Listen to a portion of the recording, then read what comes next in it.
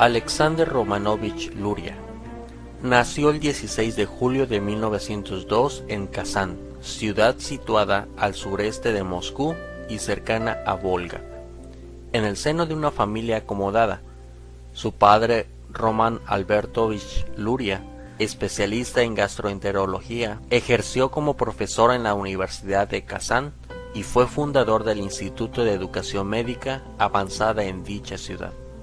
Alexander Romanovich, así como su hermana Lidia Romanovna, fueron instruidos en el aprendizaje de varias lenguas, alemán, francés e inglés, y ambos destacaron posteriormente en ámbitos afines a la medicina, revelando la gran influencia que ejerció su padre sobre ellos. Con 16 años, en la Universidad de Kazán, en la cual se habían formado personalidades como el propio Vladimir Ilich o León Tolstoy, permaneció como estudiante en el reconvertido Departamento de las Ciencias Sociales hasta el año 1921, y fue durante este periodo cuando se despertó su interés por la psicología. El propio Luria afirmó al respecto: "Mi interés por la formación de las ideas, su propagación y su influencia en las acciones, fundamental para mí en los primeros años de la Revolución, prendió con fuerza. A esto se añadió cierto interés en la psicología concreta del niño y en las aplicaciones prácticas de la psicología. A pesar de ello, es difícil saber el motivo de mi elección por la psicología como el terreno de mi inmediata actividad profesional". Los inicios de Luria en psicología no fueron sistemáticos ni dirigidos, y la lectura de las obras de Wundt, Edward Bradford y Harald Wutting, entre otros, le produjeron cierto disgusto al hallarlas muy alejadas de la rica conducta concreta del hombre, perdidas en divagaciones abstractas o filosóficas. Otra impresión que le produjeron los trabajos de Vladimir Mikhailovich y de Iván Pavlov, en los que se planteaba la posibilidad de medir los procesos centrales a través del estudio de la excitación cutánea. En la Universidad de Kazán se relacionó con personas interesantes como los profesores Kruglikov, Viper, Sotnikov y otros, que tenían ideas originales en psicología. En esa época organizó y presidió una sociedad de estudiantes con el nombre de Asociación de Ciencias Sociales. Se llegó a publicar una serie de monografías. El desarrollo profesional de Luria también estuvo influenciado por el profesor Alexei Nikolayevich, uno de los autores del libro sobre la economía política imaginaria. Durante esta búsqueda de rumbo en su actividad científica, se interesó por el psicoanálisis, colaborando incluso en la fundación en el año 1922 de un círculo psicoanalítico en Kazán. Luria pretendía aplicar tales conocimientos a los pacientes psiquiátricos en la clínica en la que estaba vinculado, aunque sin obtener, finalmente, resultados definitivos. Los grandes sistemas anatómicos y funcionales del cerebro pueden reagruparse siguiendo las distinciones realizadas por Luria. Primer bloque cerebral, constituido por la formación reticulada del tronco del encéfalo, el mesencéfalo, el hipotálamo y el sistema límbico, pudiéndose incluir las formaciones estriadas. Su función tiene que ver principalmente con la activación cortical, los ciclos de vigilia-sueño, los patrones innatos de conducta, las emociones y la elaboración de los procesos de memoria.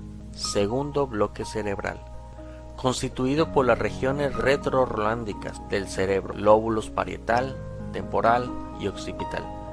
Su función se relaciona principalmente con la recepción, procesamiento, análisis y síntesis y almacenamiento de las informaciones sensoriales. Tercer bloque cerebral, constituido por los lóbulos frontales. Su función principal se relaciona con la formulación de planes y programas de acción, su regulación y verificación.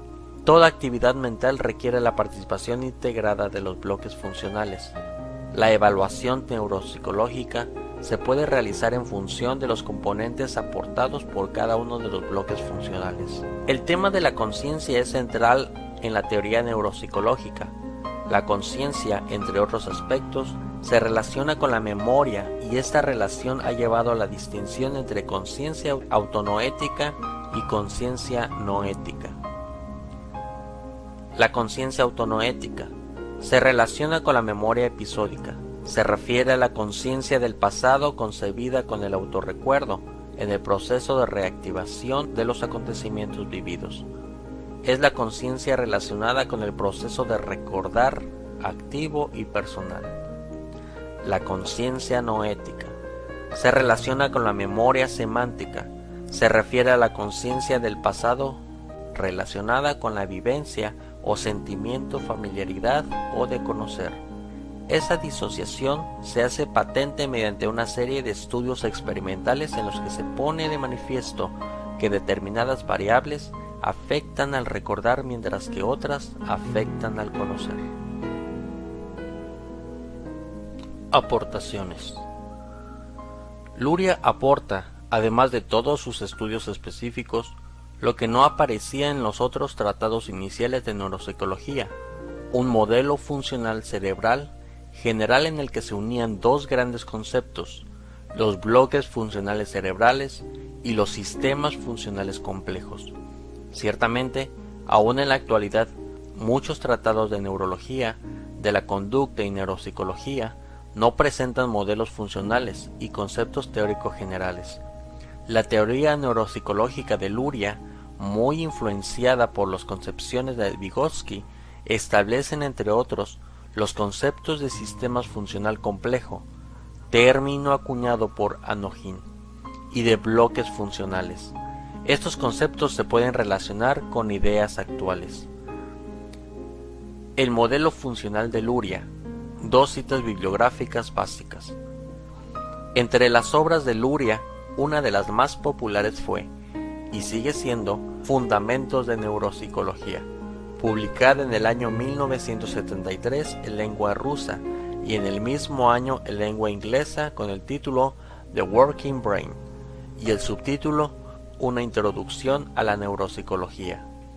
La versión inglesa fue traducida al español con el título El cerebro en acción, 1974. El otro gran libro clásico de Luria, Las funciones corticales superiores del hombre, se publicó en lengua rusa en 1962. En esos libros se expone claramente la teoría neuropsicológica de Luria. A veces, un hombre reúne ciertos rasgos intelectuales y la tenacidad suficiente como para abrir una senda clara que puede ser seguida por otros. Añadiendo cierta dosis de genialidad a la sistematización e integración de lo que hasta el momento eran aproximaciones inconexas, se crea un corpus doctrinae que sirve de base para los futuros investigadores. El caso que nos ocupa parece ser uno de ellos. Hemos pretendido dar una somera visión de la vida y obra de Luria, así como dibujar la influencia de éste en la constitución de la moderna neuropsicología, de la cual muchos le consideran, por razones obvias, padre fundador. Como trabajador incansable y prolífico autor que fue, Luria escribió durante más de 5 décadas de actividad clínica e investigadora multitud de libros y artículos, algunos de los cuales se han convertido en textos clásicos de la materia, obras de la lectura indispensable para cualquier interesado en la relación entre cerebro y comportamiento. Estas han ido aparentemente publicadas de forma desordenada, debido seguramente a las complejas circunstancias ideológicas y políticas que les tocó vivir, probablemente las mismas que le llevaron a los sucesivos cambios de dirección en su carrera.